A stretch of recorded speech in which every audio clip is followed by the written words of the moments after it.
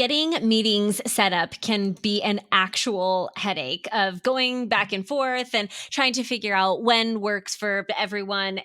You don't need that in your life. Let's get that streamlined along with the rest of your freelance business with Moxie. Workspace settings and then meeting schedulers is how you'll set this up. And then you can add a new meeting here with the plus button. Let's take a look at a meeting scheduler that I have created. So you'll give this a name.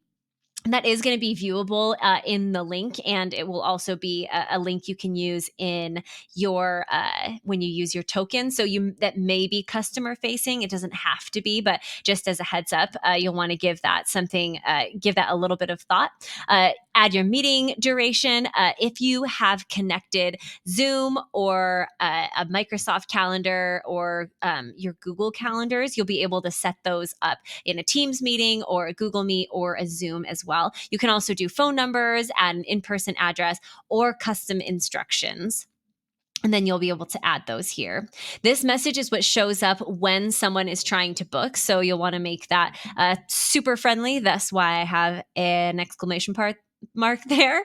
You'll add this meeting to a connected calendar, which you'll want to do so that way, when someone creates a meeting here, it will add to that correct calendar. Here's your direct link. You can add a scheduler owner. So if you are collaborating with other folks and you want this to be their meeting, I could have someone else be the owner of that meeting.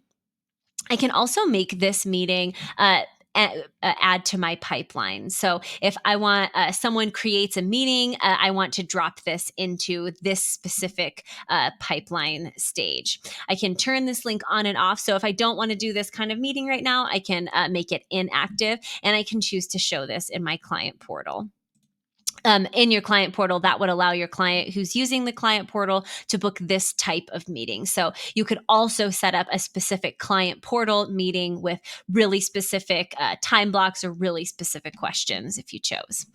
The schedule for this is always going to show up in the user's time zone. So despite that, this is the time zone that I am creating in. When this shows up for you, whatever time zone that you are in, it will give you my available times listed in your time zone.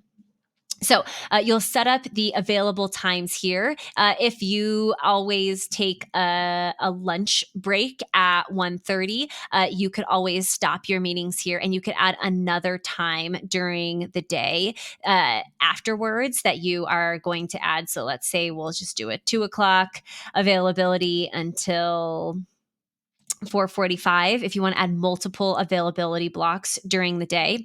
You can also check this against a connected calendar. So that way you can have your general availability, but it's also going to check your calendar and make sure that you're not double booked. Here in the advanced settings, you can allow clients to only schedule a certain number of days in the future. You can only take so many meetings during the day, and we know this. So you can have a limit for how many meetings you can have during each day. You can block time before and after the meeting, set up these increments. You can set it so that you don't want to have meetings before a certain time or after a certain time, and allow yourself some time if you don't want someone to schedule a meeting closer than a certain time. You can add a form here as well. So if you have created a specific form, or I recommend you go and create a specific form for this meeting, and then it will be part of the meeting scheduler. So if someone wants to schedule a meeting with you, they'll have to answer these questions, allowing you to be really fully prepared for this specific meeting. Here in your confirmation, you can have a reminder or a secondary reminder. I always need a second reminder because I remember half an hour before and totally forget by the time the meeting has rolled around. Add in a confirmation email template. So you'll want to create this template before you create the meeting, or come back and add it later, like a thank you so much for this meeting template. You can add that here. And then after scheduling, you can navigate to a custom URL or just to our default confirmation page. You can also require payment. So let's say that you are a consultant and all of your time is paid. So you can add payment here, toggle on require payment at booking, how much that is going to cost and your currency, and then include your payment terms here. This is going to allow them, you'll need a Stripe connection here because this is going to have them pay via credit card on your booking page.